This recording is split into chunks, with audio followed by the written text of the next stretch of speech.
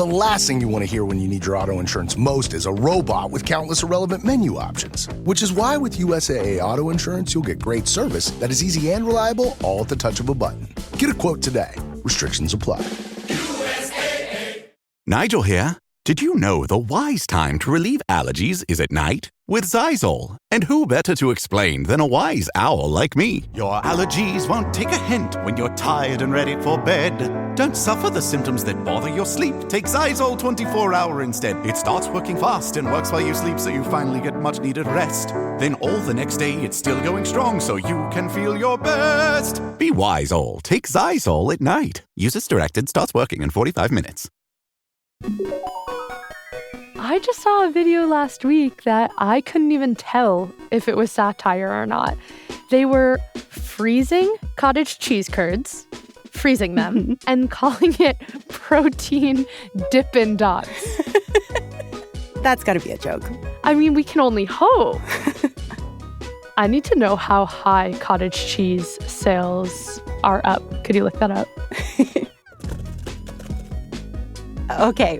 In the past 5 years, cottage cheese sales are up more than 50%. 50%? That is so much cottage cheese.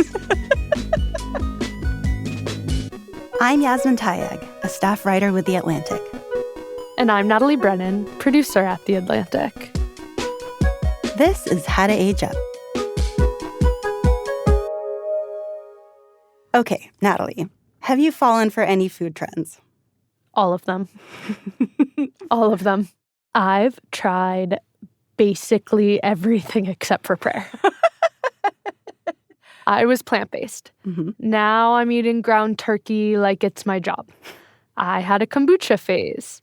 I'm desperately worried about my gut health. Mm-hmm.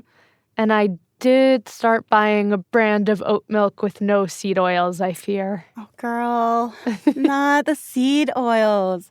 I've been writing about them so much in my coverage of food and health at The Atlantic. All these claims that they're toxic are not backed up by the research. I know. It's just like if someone tells me you shouldn't have processed additives in your drink, I'm like, okay, maybe that's why my stomach hurts. I mean, I get it. I get the sense that a lot of people are worried that the food being sold to them is making them sick. Yeah. One reason why I think food trends are so popular is because people feel bad. Yeah. We feel unwell for so many different reasons. Like, I had COVID recently, right, and I didn't even realize it because I thought feeling so terrible was my baseline. Yeah. So changing what you eat seems like a really easy way to fix what's wrong with you, which in some ways is fair. There's lots of research coming out showing that eating too much ultra-processed food, which makes up the bulk of what's sold in American grocery stores, is unhealthy in a lot of specific ways.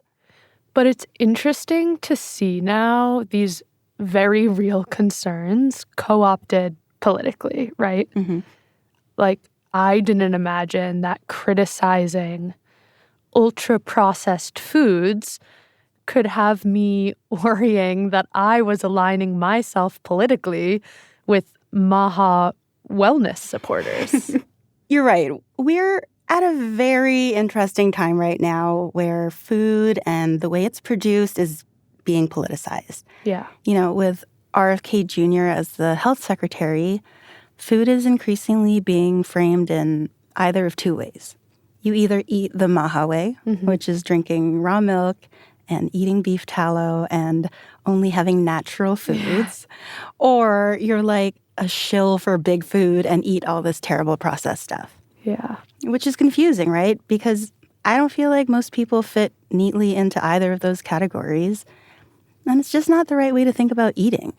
The big problem I see is this disconnect between what people think they should be eating and what they actually need nutritionally. Mm. And I think the popularity of food trends shows how much we've lost sight of what we actually need. I do find when it comes to food trends, everything is very black and white. Mm-hmm. We're often told that each nutrition trend is the best way to eat, and it all seems very one size fits all. Mm-hmm. And also, I constantly then feel confused because the advice seems like it's always changing. I spoke to Dr. Kera Nyemb-Diop about this. She's a nutrition scientist and a coach who is really focused on breaking down the rules of what people think they should eat and instead teach them how to feed themselves over the course of a life. Our nutritional needs evolve across the different stages of life, and our body shifts from growth to maintenance and eventually preservation. In childhood, nutrition is all about growth and development. So kids gonna need more calories, protein, key nutrients to support their rapidly growing bodies. Then during adolescence, you also have growth, but you have to consider hormonal changes. And then there is adulthood, when the focus moves to maintaining health, preventing chronic conditions. And then you have older adulthood, when you have some real serious physiological changes that impact eating. Appetite can decrease, sense of taste and smell can fade. And so it's important to consider that aspect when making food choices. I find that the conversation around eating these days is so focused on getting more of a certain supplement or mineral or nutrient. I agree. You know, one trend that really stands out to me is this obsession with getting more protein. Everywhere you go, you're getting added protein. I've even seen baby food with added protein. What do you make of this? As a nutritionist, I think protein is important. Yes, it plays a critical role in maintaining muscle, supporting metabolism, or contributing to how satisfied we feel after meals. But then there's the marketing. So in my opinion, this is more marketing than nutrition, and there's some exaggeration happening. Most people don't need to track every gram of protein. And I honestly feel we gave fruit and vegetable the same level of hype and attention because this is something that most Americans aren't getting enough of those. So I would say, yes, protein is essential, but also it's a trend. And trends comes with noise. So who might actually need more protein? So we know that people who exercise a lot, athletes, they definitely need more protein. So depending on your exercise level, now everybody's talking about building muscle mass. So I would say that's definitely a moment where you should be maybe more intentional about your protein intake. Also, you know, I would say when pregnancy, postpartum phase, or after a surgery or an injuries may be a moment where you need to be more intentional about what you eat. The growth phase for kids and teenagers, I think it's important to be intentional, but at the same time, being intentional about eating healthy is enough. And I think people understand that, at least in theory, but it's so easy to get swept up in food trends because there are just so many. Protein, like we talked about, probiotics, collagen, adaptogens, you know, they become popular and then they fade out. So what do you think is behind these shifts? With social media, there's a little bit too much information. It's a mix of, you know, companies trying to push their products and people interest growing and, you know, a high understanding of how food can be healing, how food can actually impact our health. And I think that's the perfect environment for trends to be popular. One thing I would say, and I always say to the people I work with, is to try to disconnect from that a little bit and think about, okay, what do you actually like? What do you enjoy eating? What seems difficult? What have you tried and wasn't possible? What do you do without thinking that is actually a good habit that you need to keep? And what do you need to work a little? What habit do you need to implement in your life? When you think about nutrition recommendation, it's always sold as a one-size-fits-all. Yeah. And I get it. You know, it's easier because you need to give the better recommendation for a maximum amount of people. But it doesn't work this way. You know, we have different realities, different preferences. And so I think it's important to adjust. One trend that stands out to me is plant-based eating, which generally seems good. And I've seen it intersect with the protein trend in that plant-based protein is supposedly healthier than animal-based protein. How should we be thinking about this? Overall, I think the plant-based eating is a positive trend. I will not fight against this one. But yeah, I understand it. It's confusing and it's something that's very positive for health. So it's something I would encourage. Yeah, it's definitely confusing to view food in such granular terms. But that's how lots of people conceptualize it. What's one of the biggest misconceptions you hear about how to eat? Honestly, one of the biggest consumption, the first thing I'm thinking now is you shouldn't eat carbs. That's one of the things I hear the most, and I really breathe and try to explain to people why carbs are actually important. And, if you've been eating carbs most of your life, you'll be fine. So that's one. And if you like white rice, just eat the white rice, add more veggies on the side. It's more simple than we think. But I guess people need someone to remind them that. My parents are going to love hearing you say that if they want to eat the white rice, they can just eat the white rice. I have been trying to get them to switch to brown rice for years. Yes, that's a big question. I know my clients love to hear that. They just love me just when I say that you can eat the white rice and you can add fiber in other ways, Doesn't have to be through brown rice. So I would say to me, the other misconception is that you should be very focused on your calorie intake. I'm not saying your calorie intake is not important, Eating enough or eating too much, it needs to be addressed. But all these diets, do you think they're really focused on, health? My understanding is that they really focus on appearance, looking a certain way.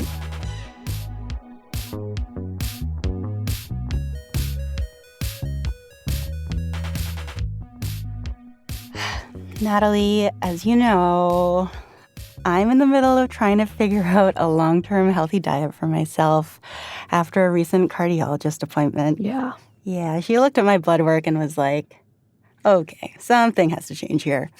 I kind of miss your heart monitor, though. You miss me being a cyborg? It was kind of cute.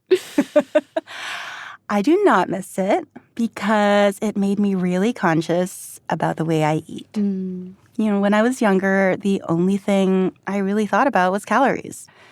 Calories are so ingrained into our food consciousness from such an early age. Yeah.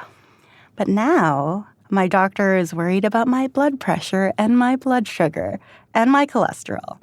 So I'm having to think about reducing salt, switching to whole grain bread, even eating oatmeal for fiber.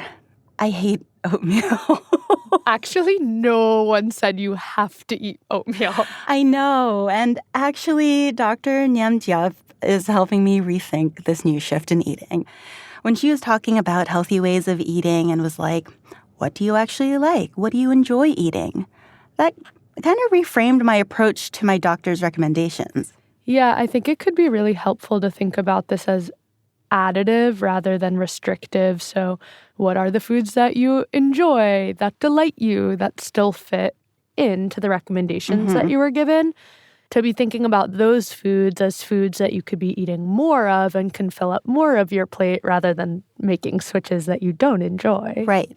This is a diet I'm going to have to keep up for my life. Yeah. It's meant to prevent chronic diseases. They are in my genes. Yeah. But I can't be eating oatmeal forever if I hate it. No. So now I'm thinking about ways I might already be getting fiber and how I can just do more of that. I mean, I already eat a lot of beans. Maybe there's just going to be more of them in my future. I've got some good bean recipes for you. Please send them over. I think that it's interesting in American culture. There are two ways that people tend to embrace big changes in their eating habits. One is for personal efforts for weight loss. And the other is when a physician says they have a medical need to change their diet. We don't have a great understanding of how to embrace smaller, more gradual, age-specific changes as we age up. Right. Like Dr. Nyemb-Diop mentioned that our nutritional needs change as we get older. But I've never thought about that. I never saw my parents thinking about that. Yeah. They eat the same way now as they did 30 years ago. I've been doing a lot of research on this for my own personal health. And there's a study from Harvard and a few other universities that came out in March. that I found to be really helpful. Yeah. Yeah, it looked at 30 years of data on the food habits of over 100,000 middle-aged adults. Whoa, what did it find? Okay, so getting more plant-based foods with low to moderate intake of healthy animal-based foods was linked to a higher likelihood of healthy aging, which they defined as reaching age 70 without any major chronic diseases and having good cognitive, physical, and mental health.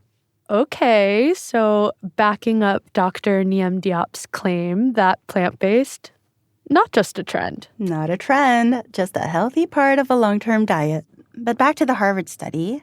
One thing that I thought was really interesting was that the study looked at 8 different healthy dietary patterns in midlife, and all of them were associated with healthy aging, which suggests there's no single best way to eat.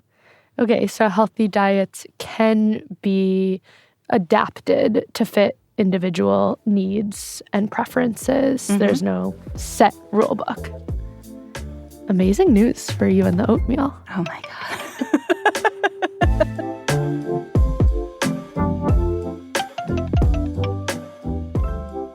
You're not supposed to eat the same ways all your life.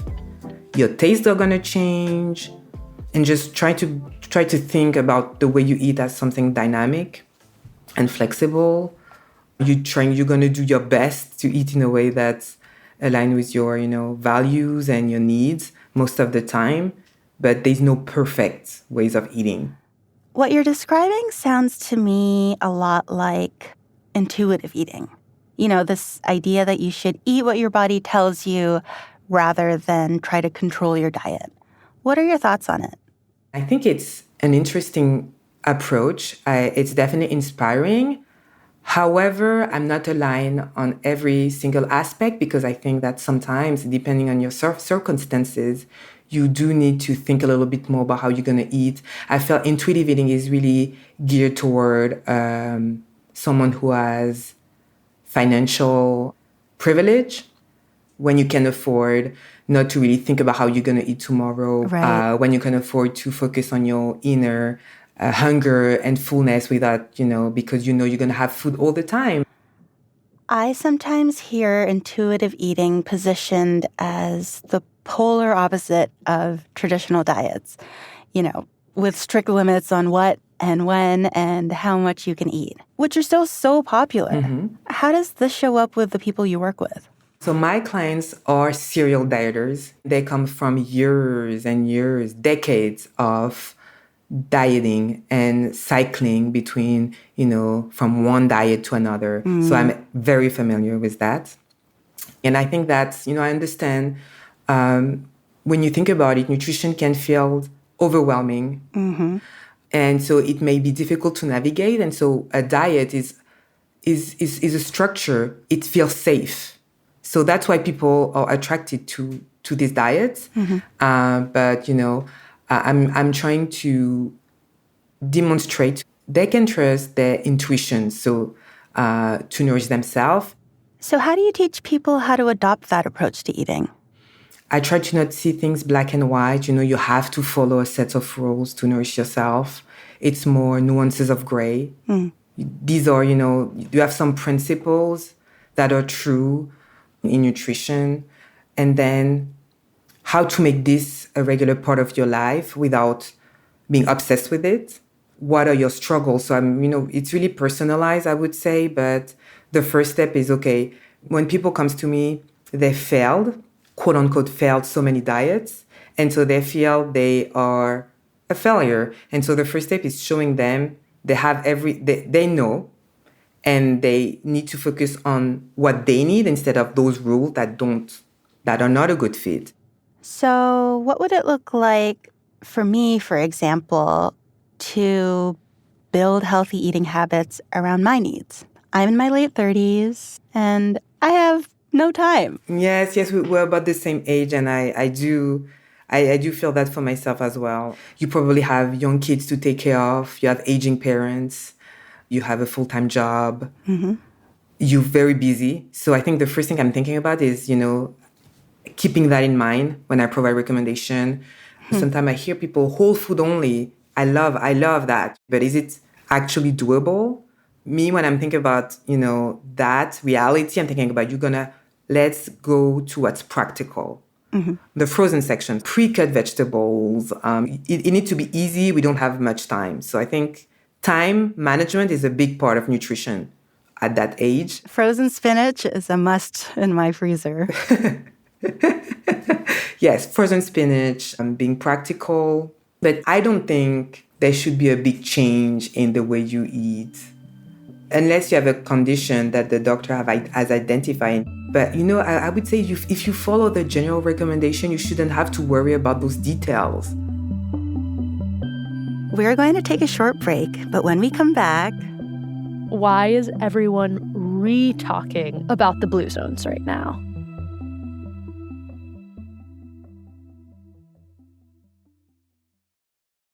If you're enjoying this podcast, you should know that you can get more from your favorite Atlantic voices when you subscribe to The Atlantic. A subscription gives you access to all our award-winning journalism, and you can listen to as many articles as you want online or in the Atlantic app. Your subscription helps fuel our journalism online, in the magazine, and on our podcasts. So subscribe today at theatlantic.com/podsub. This Mother's Day, give Mom more than a gift. Give her lasting comfort. I'm Tyler, founder at Cozy Earth. Our bamboo sheets and ultra-soft pajamas are crafted with breathable, temperature-regulating fabric to keep her cozy year-round. It's comfort that feels like home, because home feels like mom. With a 100-night sleep trial and a 10-year warranty, you know she'll be in good hands. Go to CozyEarth.com/Spotify and use code Spotify to save up to 40%. That's CozyEarth.com/Spotify. Acura's all-new ADX, a compact SUV that isn't just built for one thing. It's precision-crafted for everything. To escape the grind with available all-wheel drive. To go with your flow with available Google built-in. Hey Google, turn it up. Okay, turning up the volume. And crafted to be heard with an available Bang & Olufsen premium sound system. The all-new Acura ADX, crafted to match your energy. Acura, precision-crafted performance. Take your vibes and go, go, go, go. Google is a trademark of Google LLC. Yasmin, we've been talking a lot here about not focusing on any one specific diet, right? Mm-hmm. But instead being flexible and dynamic and listening to your own food preferences. And, it's funny because I'm seeing the blue zones pop up again everywhere right now, which lots of people think of as maybe the key to how to be eating healthy. But now that idea is being challenged, right? Mm-hmm. The Atlantic just published an episode on the podcast Good on Paper about this. I'm seeing article after article. Catch us up. Why is everyone re-talking about the blue zones right now? The idea of the blue zones has been around for over 2 decades now. And it's based on this idea that there are these zones in the world where people live to be 100 or older. Right. Like Okinawa, Japan, Sardinia, Italy, Loma Linda, California, mm-hmm. and Ikaria in Greece. And what people have really focused on is what people in these places eat. Lots of fruits, vegetables, whole grains, legumes. And the idea has turned into a whole brand that now sells Blue Zone food, cooking classes, even skincare now. Right. But the reason why it's in the news again is because this researcher, Saul Newman, looked into data on extreme old age and argued that the blue zone concept is really sketchy. Like, one of his claims is that a lot of people who are said to be 100 in these places may not actually have been that old. Whoa. So it's all raised some doubts about the entire concept altogether. I mean, I watched the Netflix special, and I started eating more beans and trying to walk more. But mostly, I just felt angry that I don't live in a community where the practices being discussed were the norm. That's really the biggest takeaway, right? Like, I'm not sure I can bean my way into a new approach of urban planning and then get centennial status. Exactly. We've focused so much on what people in these places eat, which is great. Yeah. Basically the Mediterranean diet. But what stands out to me is that these people, whether they're actually 100 or just very old, mm-hmm. They also live in societies that are different from the typical American. Exactly. They have a lot of outdoor time. They've got lots of family around. Their food is local. Yeah. They have time to nap. Like, if I could nap every day, I would have a way better shot at living to 100. But that's the frustrating thing about the popularity of the blue zones. No matter how closely you follow the diet, it doesn't lock in the lifestyle that goes with it. So then, because what we eat is one of the only things we feel like we can control, we expect it to do a lot of things for us. That's a lot of pressure to put on our food. Yeah. That reminds me of this concept that's become super popular in the nutrition space, food as medicine, which I asked Dr. Nyemb-Diop about. So food as medicine, I think first I'd like to define what it means, because for probably what you just described is the belief that eating certain food can prevent or heal diseases. And so, I'm a nutritionist because I believe in the healing power of food. Mm-hmm. I do believe food can support energy, immunity, mood, and long-term health. But my issue is that food as medicine discourse is that it framed food as an individual problem. It focuses too much on individual responsibility and not enough on the systems that create food environment in the first place. And so to me, sometimes it can shift the attention away from the policy change, like investing in equitable food system, addressing structural inequalities. So yes, I support the concept, but only if it's framed as part of a broader solution that includes systemic change. It does seem like there's a lot of pressure on the individual to make food choices for themselves. But there are important communal aspects to eating too, right? How does that factor into how you discuss food choices with your clients?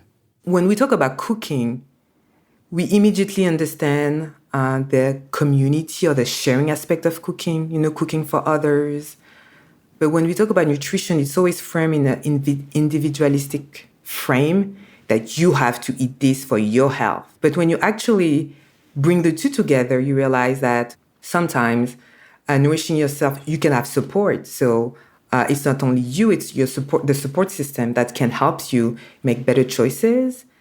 And, if I think about just kids' nutrition, my own example, something, when you work with kids, especially toddlers, we talk a lot about picky eating. And something I've noticed, and we know kids tend to imitate their parents. Mm-hmm. And in my husband culture, we tend to eat in a communal plate.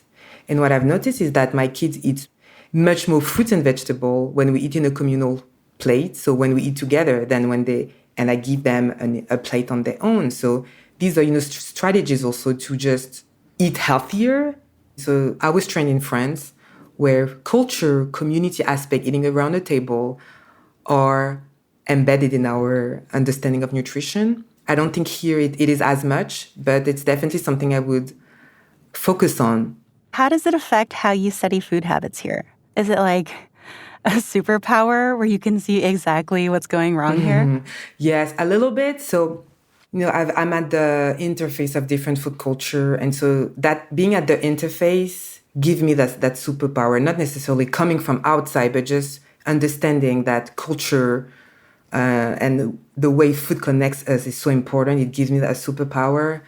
I have to say it has been a cultural shock for me when I moved in the United States a few years ago. Mm-hmm. But when it comes to, finding other ways or finding other solution or, innovating, it's definitely an asset. And to me, it's very interesting, for example, when people feel so guilty because they eat after a certain time, after 8 p.m., when in my country where I grew up, dinner is at 8:30, To me, it's fascinating and very interesting. Yeah. But it's one of the reasons why I love what I do, and it triggers some very interesting conversations. It's helped me think about different options when it comes to healthy eating. Your handle on social media is Black Nutritionist. Can you tell me about that choice? When I moved into the United States, I moved into a majoritarily African-American area. And what happened is every time, I was introducing myself saying I was a nutritionist, people were like, a nutritionist? I never met a Black nutritionist. And I heard that so many times that I realized it was actually something to be a Black nutritionist. It meant something to people. I learned after, that, there are only 3% of dietitians and nutritionists are Black nutritionists. And of course, I went through the nutrition curriculum. I always felt a little bit like an outsider. I always felt that, that, let's say, focus on the Mediterranean diet was not necessarily super smart. I always felt that way. Mm-hmm. And I saw an opportunity to say, okay, let's build something and let's address some of the questions that are important to us. And then that's how I decided, okay, this is actually who I am. I'm a Black woman. I love nutrition. I love food. I have the training and I have cultural understanding to do something special for my community. Well, thank you so much for this amazing chat. Thank you so much. Really lovely to talk to you. Yes, I think this conversation has helped me think a lot about trusting my own intuition, that I know what is healthy, I know what foods work for me, and that there's no singular food trend or ingredient that is going to revolutionize my diet for healthy aging. Same. But, everyone has their own relationship to food. And for me, something that has been really helpful in eliminating food guilt or constant obsession is thinking about food sometimes as an experience. Mm-hmm. Do you know the poet Frank O'Hara? I know that you are sitting across from me in a T-shirt with Frank O'Hara's face on it. Correct. I'm obsessed with him. I can tell.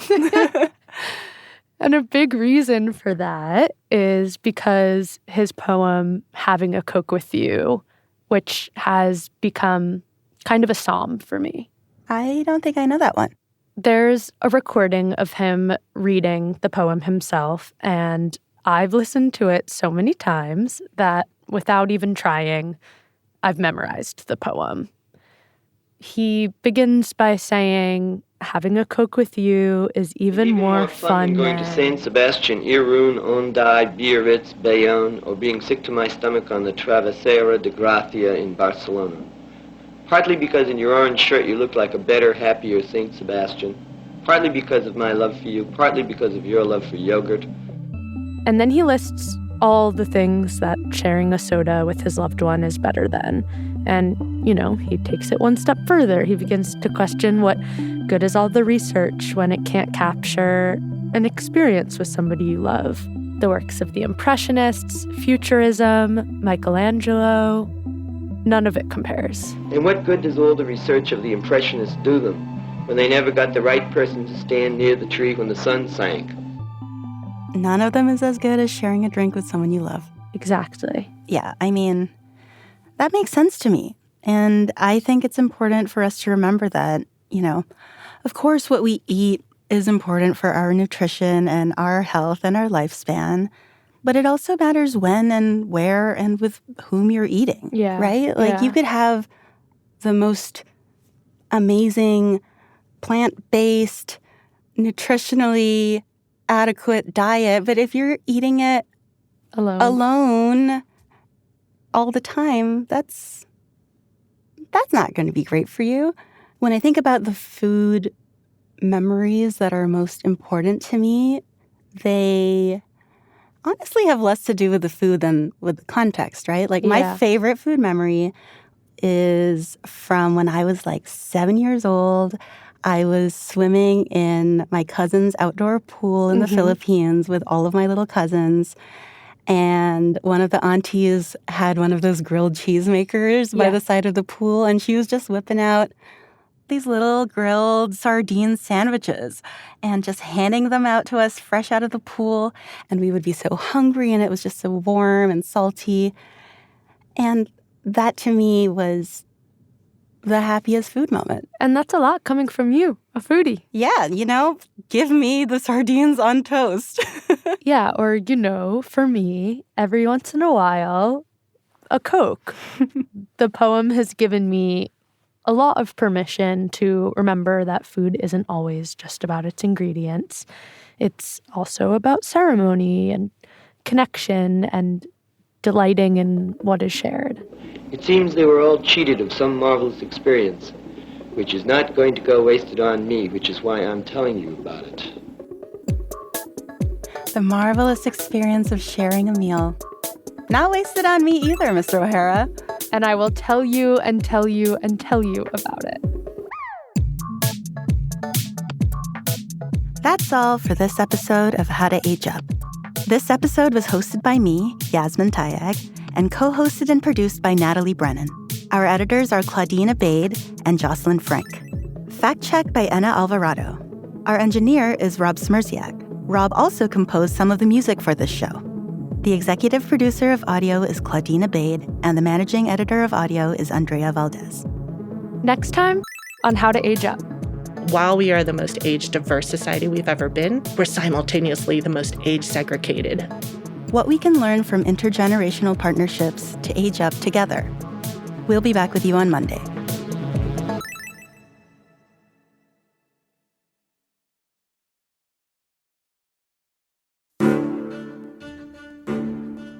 To preserve democracy, one has to believe in it. To believe in democracy, one has to understand it. Where it came from, how it works, what's true, what's not true, what others did before you, how it could be better, how to make a difference. I'm David Frum, a staff writer at The Atlantic. I'm starting a new show where each week I'll dig deep into the big questions people have about our politics and our society. I'll explain progress that the peoples of the democratic world have made together and remind you that the American idea is worth defending. Listen to or watch The David Frum Show, wherever you get your podcasts.